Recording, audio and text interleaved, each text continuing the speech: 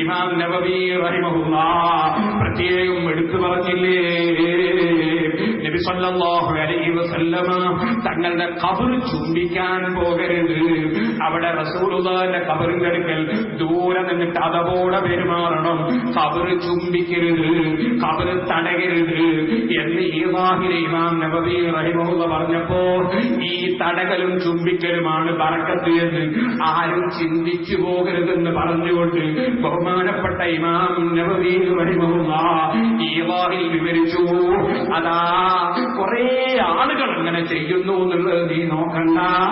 ഇല്ലത്തു സാലിഹീൻ കൊണ്ട് അതേ ശരിയായ സുന്നത്തിന്റെ നടപടിക്രമത്തിലേക്ക് നീങ്ങി റസൂലുള്ളാഹി സ്വല്ലല്ലാഹു അലൈഹി വസല്ലമ തങ്ങളിൽ നിന്ന് ഒരു കുറച്ച് ദൂരെയായി അതവോടെ ഗുരുത്വത്തോടെ പോയി റസൂലുള്ളാഹി സ്വല്ലല്ലാഹു അലൈഹി വസല്ലമ തങ്ങൾ കിടക്കുന്ന ഖബറിന്റെ താഴ്ഭാഗത്തെ നോക്കി നിന്ന് അതും കൈ നിസ്കാരത്തിൽ കെട്ടുന്നത് പോലെ അടക്കത്തോടെ വെച്ച് വളരെ ബഹുമാനാദരവോടെ ഖബറിന്റെ അടുത്ത് പോയി നിന്ന് നീ സിയാറത്ത് ചെയ്തോ, നീ ഖബർ തൊടാൻ പോകണ്ട, നീ ഖബർ ചുംബിക്കാൻ പോകണ്ട എന്ന് പറഞ്ഞുകൊണ്ട് ഇമാം നബവി അവിടെ പറഞ്ഞൊരു വാചകമാണ്, ഓ മനുഷ്യ, ആളുകൾ കുറച്ചേ നിന്റെ കൂടെ ഉള്ളൂ എന്ന് നീ നോക്കണ്ട.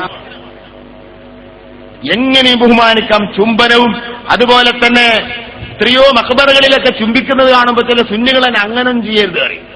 മഖബറ ചുംബിക്കുന്നതിന് ഒരു തകരാറുമില്ല. മന്ദൂബൻ റംലി ഇസ്മുദ്ദീനയിൽ കാണാം, അത് സുന്നത്തായ കർമ്മമാണ്. ഇമാം റംലി തങ്ങൾ അത് പറഞ്ഞിരിക്കുന്നു.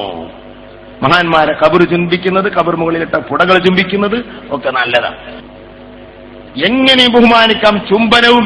അതുപോലെ തന്നെ എത്രയോ മഖബറകളിലൊക്കെ ചുംബിക്കുന്നത് കാണുമ്പോൾ ചില സുന്നികളെ അങ്ങനെ ചെയ്യരുത് അറിയും. ഖബർ ചുംബിക്കരുത്, ഖബർ തടകരുത് എന്ന് ഈവാഹിലെ ഇമാം നബവി റഹിമഹുല്ലാഹ് പറഞ്ഞപ്പോ ഈ തടകലും ചുംബിക്കലുമാണ് ബറക്കത്ത് എന്ന് ആരും ചിന്തിച്ചു പോകരുത്. മഖബറ ചുംബിക്കുന്നതിന് ഒരു തകരാറുമില്ല. നീ ഖബർ തൊടാൻ പോകണ്ട, നീ ഖബർ ചുംബിക്കാൻ പോകണ്ട.